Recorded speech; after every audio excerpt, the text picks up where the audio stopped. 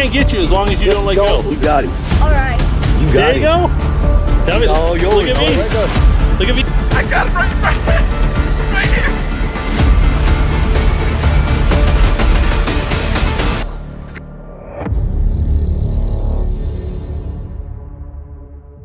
January 15th, 2023.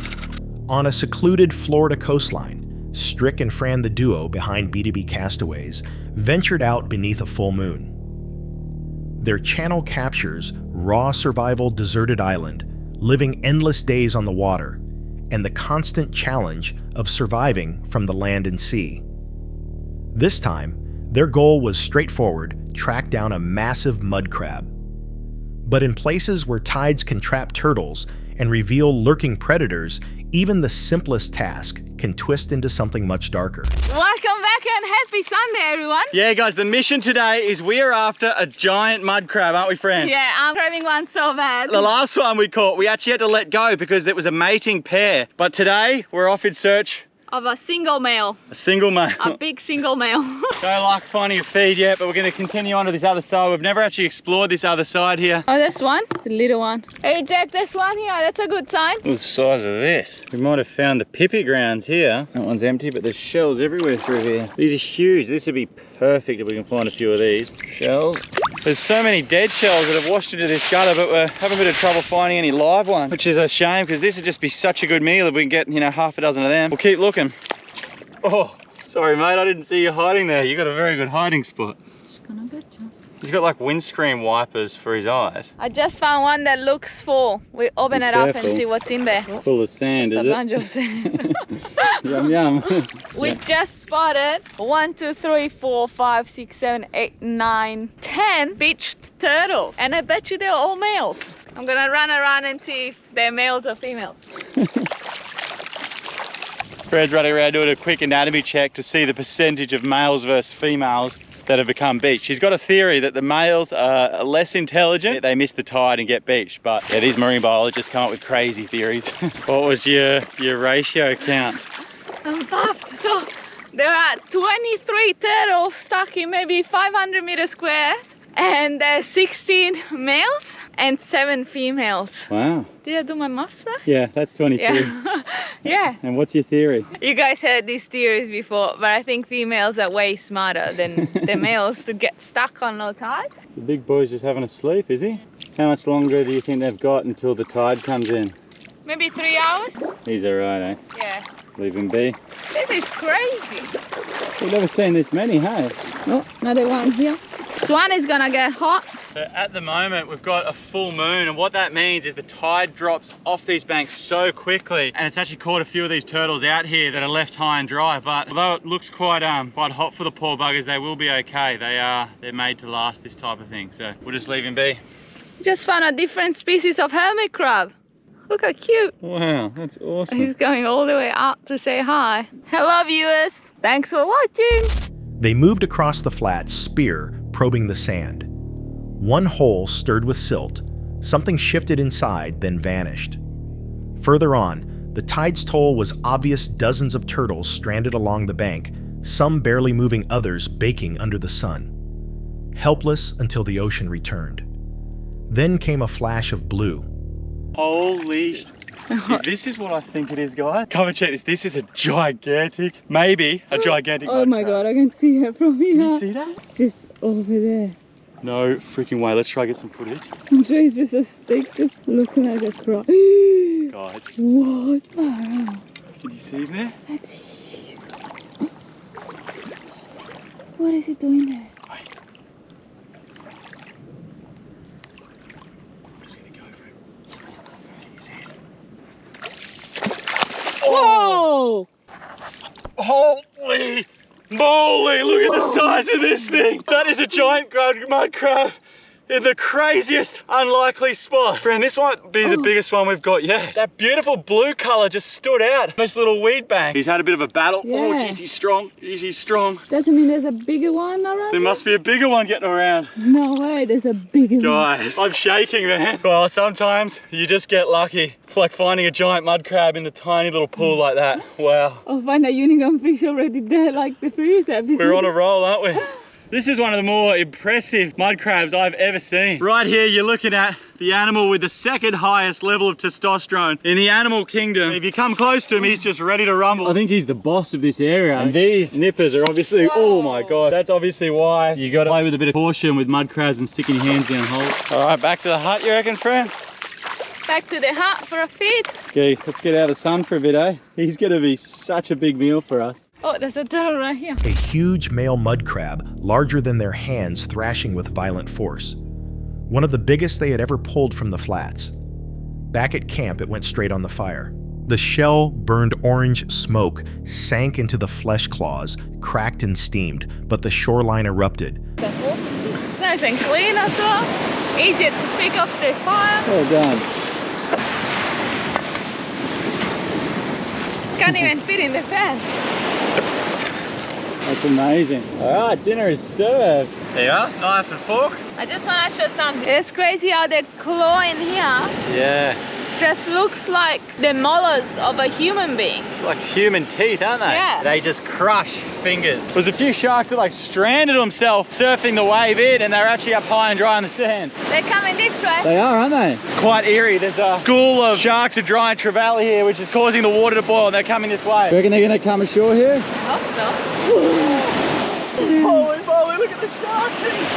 What's going on?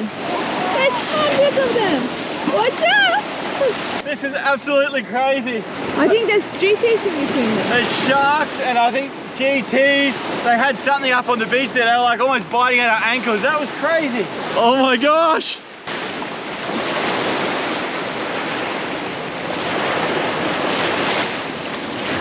I can't quite see what they are eating. This is absolutely crazy. These sharks are beaching themselves. There's this chaos.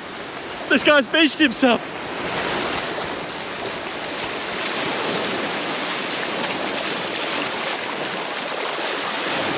Dozens of reef sharks tore through the shallows, then hundreds.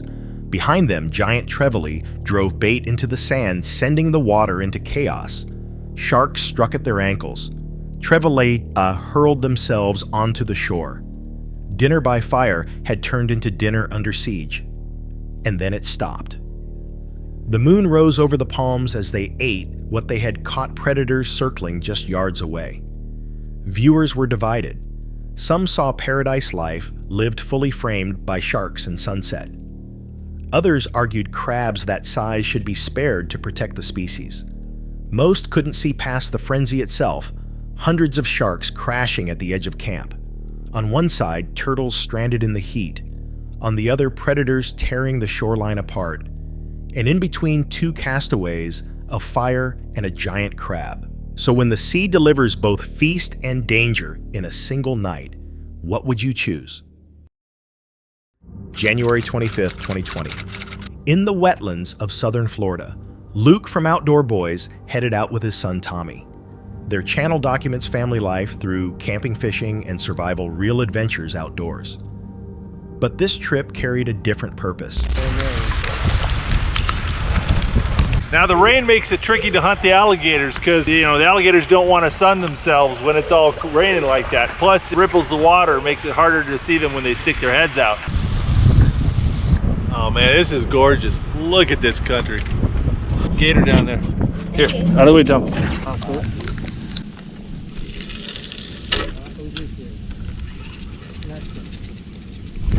Got him. Walk down there reeling. Reel him while you walk down there. Don't follow me, Tom.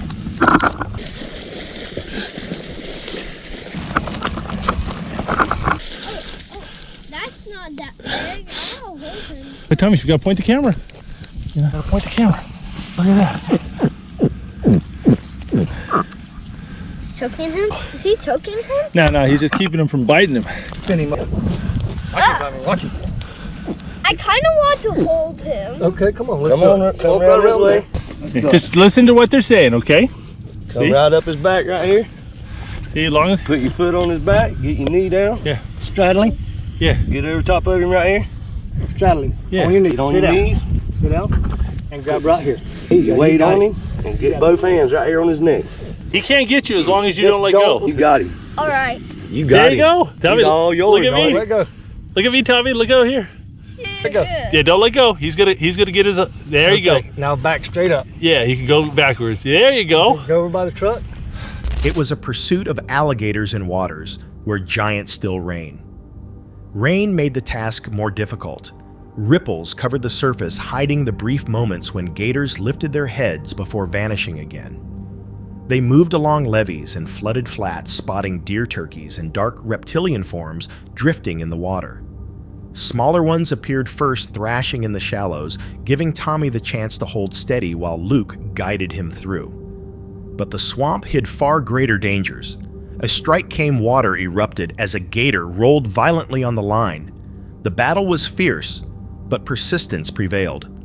Measured at 6'8", the animal was tagged and hauled into the truck. Another followed soon after, 7'4", just as powerful, tearing through grass and mud before finally collapsing. Two massive gators now lay in the truck bed, proof the swamp teemed with predators. Not every fight ended in success. Oh, there he is. He popped up. There he is. Yeah. Hey, switch it. All right.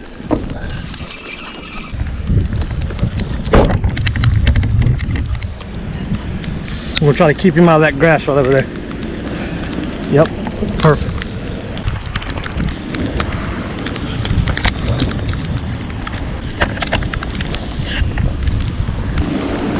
There we go. Yep. Got him. Whew. That'll do. It hit me in the face out here. A piece of gator, I think. Got hooked. Oh, good hit. You dead, is that right? Yeah, yeah. That is beautiful. Beautiful animal. That's a little fishing game tag type thing? Yeah, sighties tag. How long is 6'8". it? 6'8". Can we please keep it? I want some alligators. Yeah, we're keeping them. They're all sending them back now.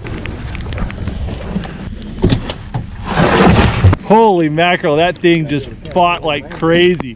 That was right up there with catching those 8-foot sturgeon, man. That was fun. Now, Magic Mike here is going to show us how to get some gators. These alligators are really skittish. I'm trying to use my lights to film, but I got to be really careful because it's scaring them off. So I'm keeping my lights dimmed down until we get them hooked. Oh, you got to walk with him. Yeah, okay. You got to walk with him. Okay. On me. Yeah. Oh. You help videotape, Tommy? Yes, sir. Right here, buddy. Going to the right a little bit. Yeah.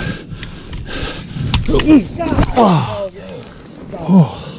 Holy mackerel, that was a big gator. Three giants surfaced, resisted, and snapped heavy braided line as though it were thread.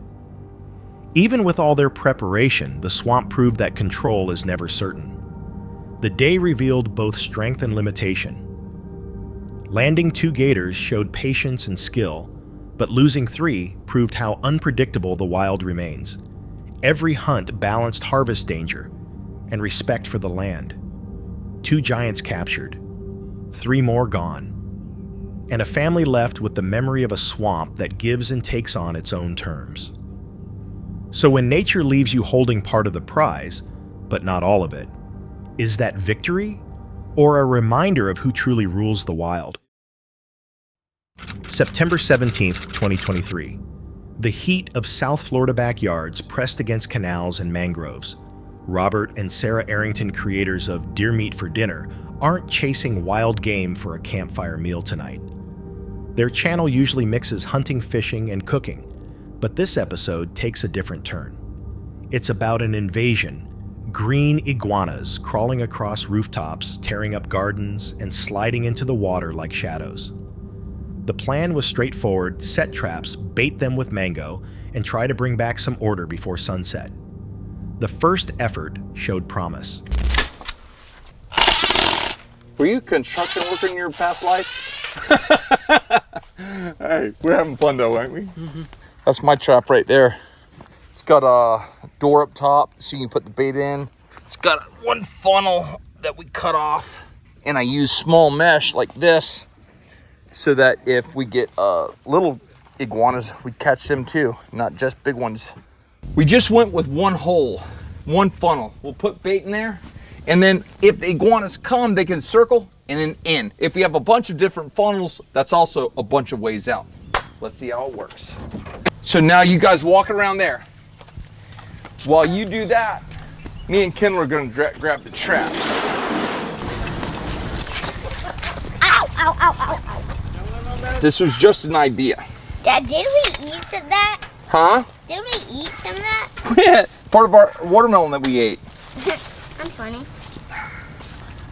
We actually went to our grandma's and cut it open for the iguanas, but technically we started eating it. I'm gonna give them some.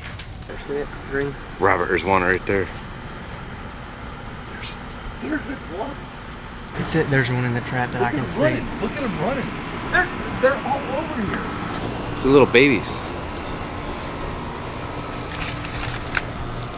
They're all around it. I don't think they can get in it.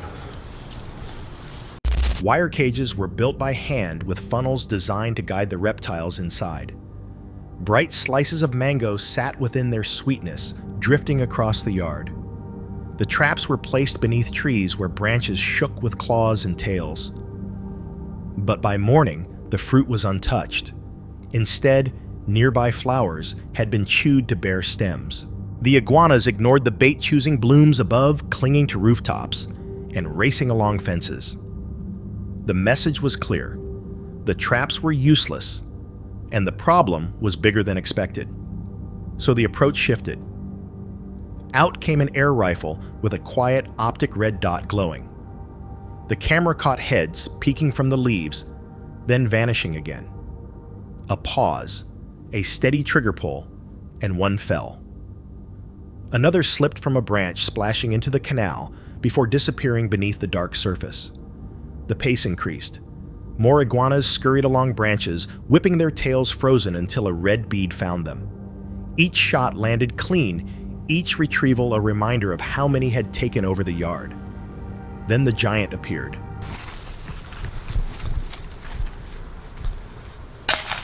Yeah, the big one! Rob really wants that iguana. We might need to get some snorkel gear. Yeah. Scuba tank. Yeah. Swam that way. Huh? He went that way. It looked like he was going across the... That's like the biggest. That's Grandpa. Yeah, I got him. Oh, he's under. He's going under. All right, we just lost Rob. He's in a hole! He's in a hole right here! Yeah, a lot of times the iguanas go down and they grab a hold of like a root or a branch or something and then just die.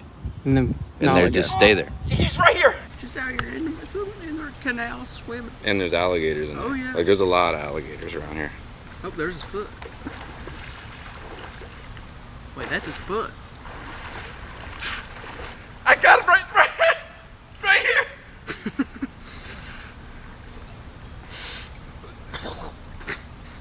That's like a 6-footer. Unbelievable.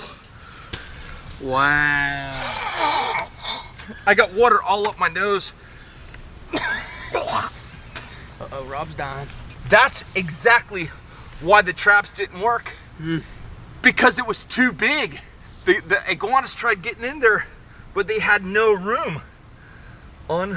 There's no way that could get into the trap. Look at that thing. And that's with his tail nubbed off already. His tail would be longer. That's from fighting. Yeah. What do you think? I think he's big. He's as big as a raccoon.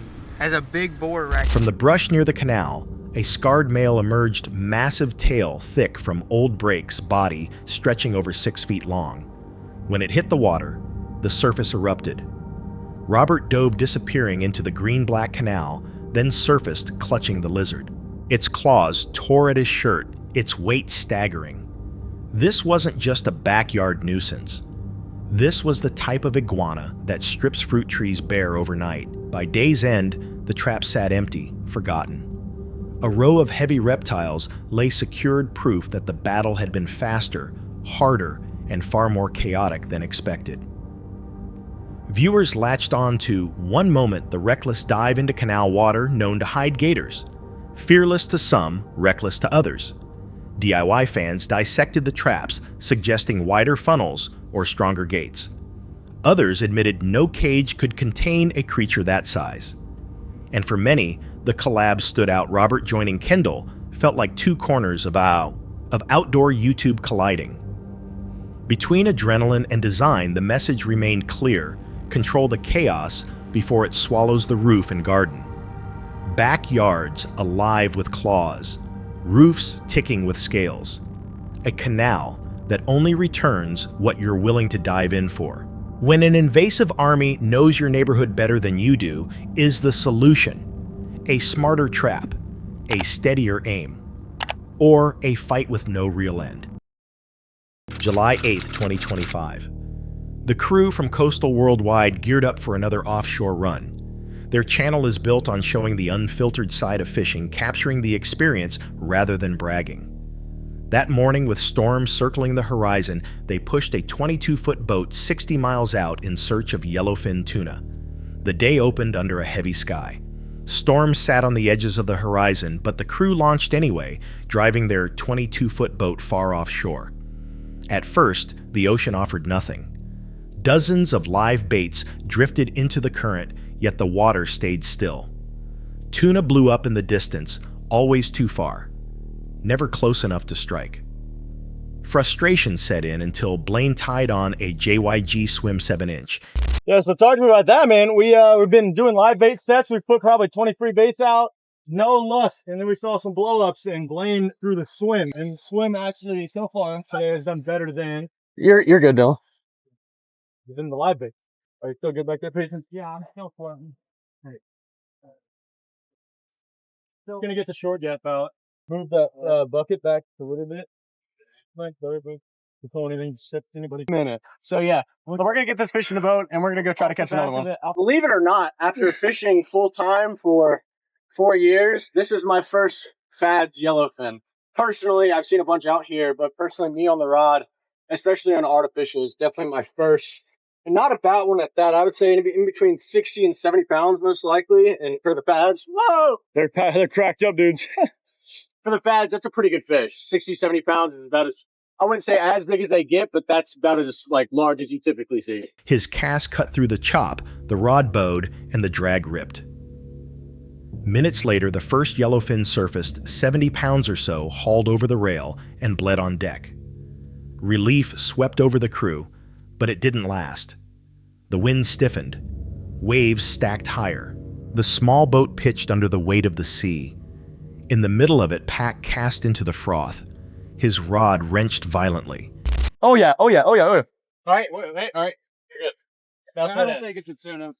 He might crack off in a second. Yeah, I think you did it, bud. Yeah, I think you did. You do? Yeah. Just pay attention. Nah, it's coming way too far up. You got the rod length and the angle. Come on, baby. Get it real, get it real. Really, you're just gonna have to play this dog fight out, all right? Okay. I know it's gonna suck. He's diving again.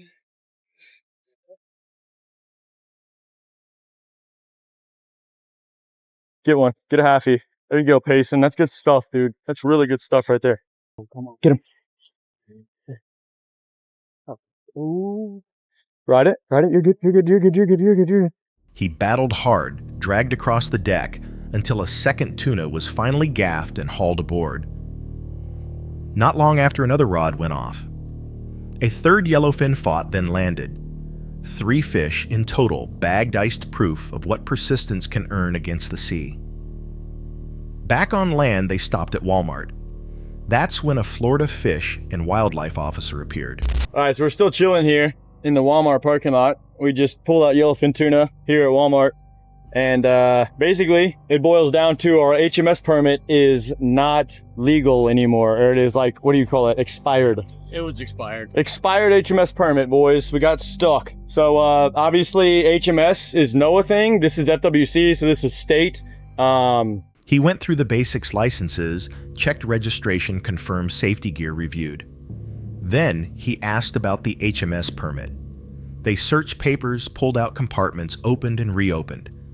The narrator called Blaine inside Walmart, hoping to locate the form. But the permit never turned up. A call to NOAA confirmed the truth: it had expired. 3 yellowfin, all legal to catch, now carried the weight of a federal penalty. $2,000 each, $6,000 in total. The offshore fight was over, but in that moment, a different weight pressed down one and they couldn't shake. For some, the lesson was on the water. Live bait failed, but the JYG swim kept producing. Yet the ending left viewers uneasy. One comment warned, "Good thing you didn't catch a fourth $8,000. Another wrote he wasn't checking safety. He was waiting to nail you. What began as triumph offshore had shifted into a reminder of how fast success can collapse. One overlooked detail, and the cost of victory turned to dread. The community remained split. Was it fair law enforcement or government overreach? And if one expired, permit can turn 3 yellowfin into a $6,000 shadow. What waits after the next offshore run? On August 30th, 2025, professional surfer Nathan Florence uploaded a new video to his YouTube channel. Known for chasing the world's heaviest waves, his channel showcases sessions in remote and dangerous breaks. This time, joined by fellow surfers Cole and Aaron, he headed to ride a secluded Pacific reef locals call it Papana. A place with no channel, no skis, and no safe retreat once you commit. The morning started with argument. From shore, no one agreed on the size. None of us know the size of it, so. I think it's 6 to 8 feet out there. Aaron's guessing 6 to 8 foot. Yeah, we'll see. I'm gonna say 4. 8 to 10 with 12-foot sets, but it's hard to tell from the beach, so whoever gets a better wave probably was on the better board. Cole's on his biggest board. Size guess. I'm saying like 6 to 8. 6 to 8. Okay, Aaron and Cole going 6 to 8. I'm going 10 to 12. Mahina? Tripod. Long one. Tripod 500 mil. Aaron guessed 6 to 8 feet. Cole said the same. Nathan studied the horizon and claimed 10 to 12, with sets peaking at 15. Each board choice showed that uncertainty. Aaron with a 6'6", Cole, with a 7'6", Nathan, debating if any of them would be enough. The tide climbed higher. The reef sat just beneath the surface, sharp and unforgiving. To reach the lineup, they had to time the entry perfectly. Then, without warning, a barracuda burst from the water ahead of Nathan. Woo! We made it! And we're off on our adventure! What? Oh!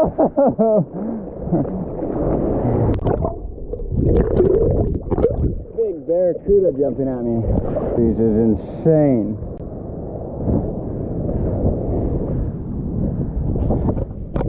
Oh, I'm excited to see it set. Big energy out here. Yeah, it's pretty solid. I haven't seen it set yet, but maybe 10 to 12 foot. Maybe bigger. A sudden flash that felt like a warning sign. The paddle out was tense. Every stroke carried the risk of being crushed before even making the takeoff zone. Escape wasn't an option. Once outside, the calm illusion vanished. From the lineup, the ocean seemed doable, but from the front, it revealed 12 to 15-foot walls of water detonating with violent force. Cole, sitting wider on his 7'6", tried to read the shifting peaks.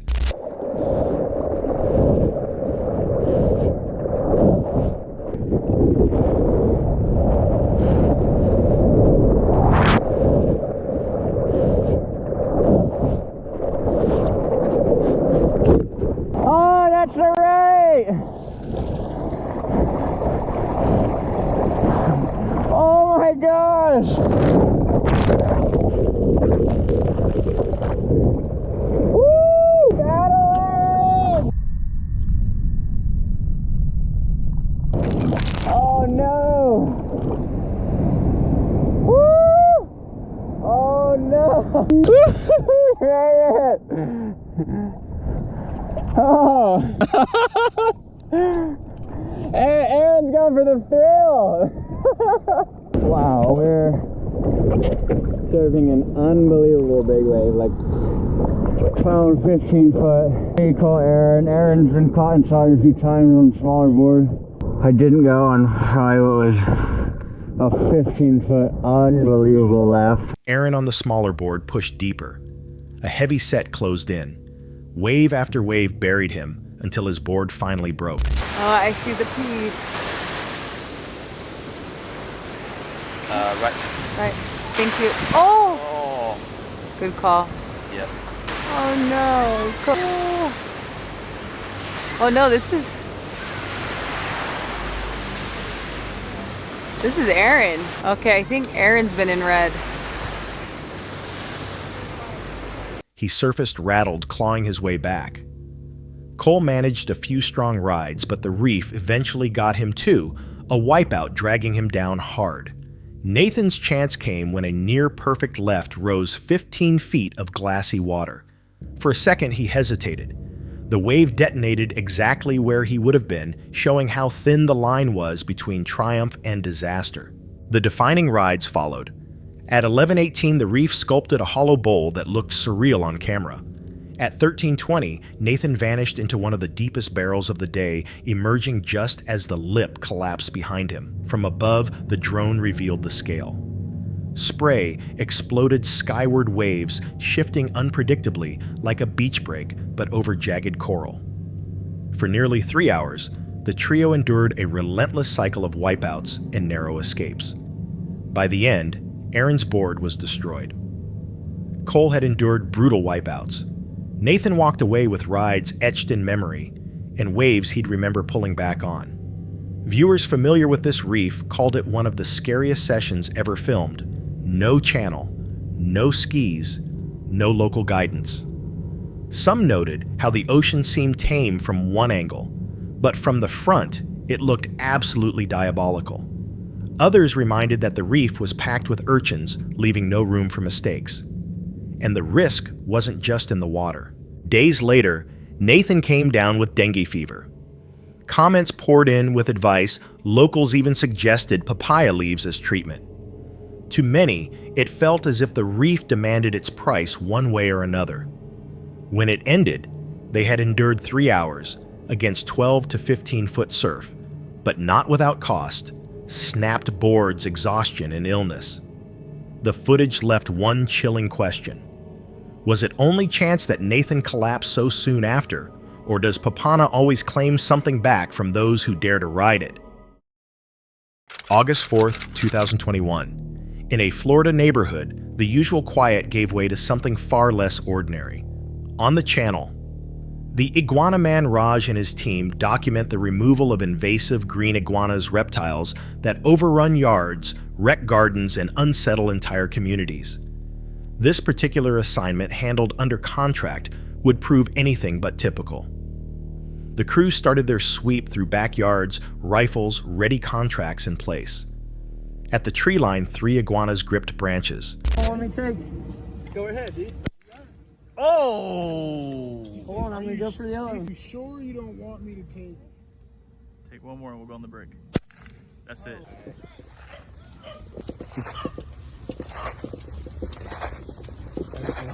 We got permission to be out here. We got a contract. Oh. Go. Yep. Where's Kong at?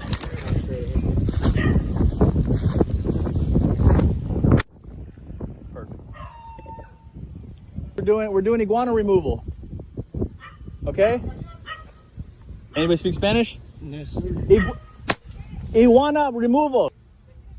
Okay, well. Okay. Okay. Okay. No, we're not gonna shoot across there. You silly. A quick strategy was set. Far left first. The count began 1, 2, 3. Shots cracked through the air. Got him. Rolled him. The lizards dropped. Legs were tied to prevent scratches, then bodies slid into nylon sacks. More showed in the brush. Another was taken down, bagged the same way. Then came a giant nicknamed instantly King Kong. Later weighed at nearly 10 pounds, it was the biggest catch of the day. Bag after bag filled with females and smaller males. The rhythm, aim, fire, haul count mirrored fishing in an eerie way, though this catch was far more unsettling. But the sound carried past the yard. A neighbor called and blue lights soon crossed the street. The crew went quiet as officers walked up. What you guys do? What's going on, officer? Figuring you guys got contracted out to take care of these things, Yes, right? sir. Yes, sir. Why we're out here. Okay. We're getting calls about you guys shooting the iguanas. Either our front desk a call Okay. or the non-emergency number, just to let them know like which company you're with and how long you're going to be. Okay. Or I anything know like that. you come across you guys before. Yeah, no, when I heard the call come out, I figured that's what had happened. No biggie. I appreciate How long are you guys going to be out for, just so I can let our dispatch Another hour at the most. Which Iguana Man Pest Iguana Control Man? Service. That's it. 2 o'clock-ish? Yeah, the one. Yeah, 2 o'clock. We should be done. Probably even less than that. I'll let our dispatcher know that you guys will be out in this area until about 2 o'clock. Okay. All right, guys, I'm going. Hey, your boys right here. Your boys right here.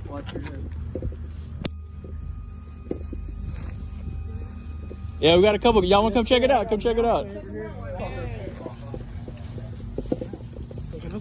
Yeah, they're taking out. They're taking over these, eating everything and just claiming territory and stuff.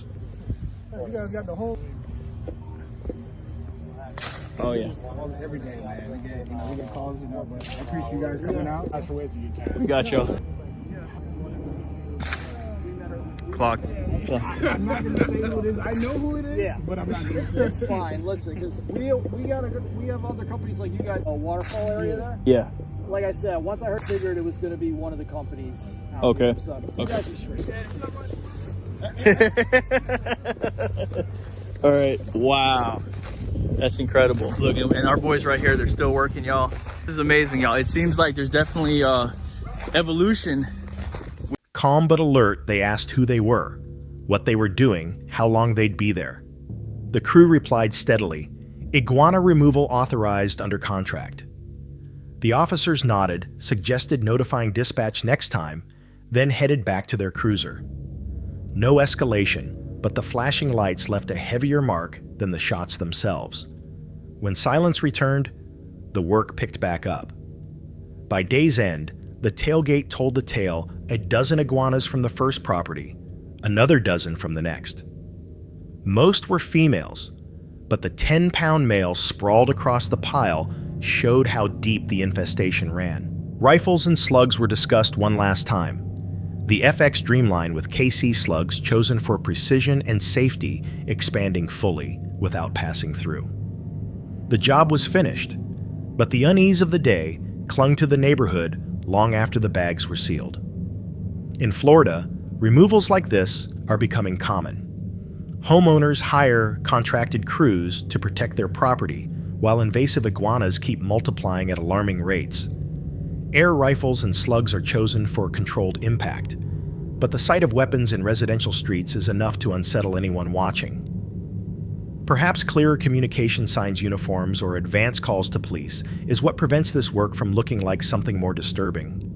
With its cycle of aiming, striking, and hauling the day's take, some even compare it to fishing, only far more unsettling. If this happened outside your home, how would you see it? A necessary act of protection, or a disturbing catch carried out in plain sight? Share your thoughts below. That's all for tonight's video. Which encounter gave you chills? Let us know in the comments below. Got your own experience? We want to hear it. And whatever you do, don't miss what's coming next.